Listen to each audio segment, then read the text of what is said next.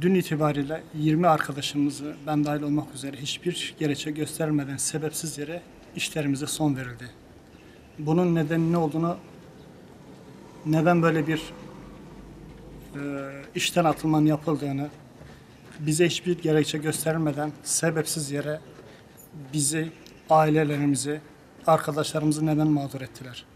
Bizim tek suçumuz kayyum döneminde işe alınmak mı? Hükümetimizden, tüm devletimizden destek bekliyoruz. Bizi, ailemizi mağdur etmesinler. Bugün 20 kişi işten çıkartılmışsa yarından sonra da 20-20 peyderpey devam edecektir bunlar. Biz bu haksızlığa, bu zulme karşıyız. Burada şu an arkadaşlarımız bize destek amaçıyla kontak kapatma eylemine girişmişlerdir. Biz burada bu eylemi yapıyoruz. Biz işimizi tekrar geri istiyoruz. Bizim mağduriyetimiz giderilsin. Hiçbir arkadaşımız, bizden sonraki arkadaşlarımız da mağdur olmasın.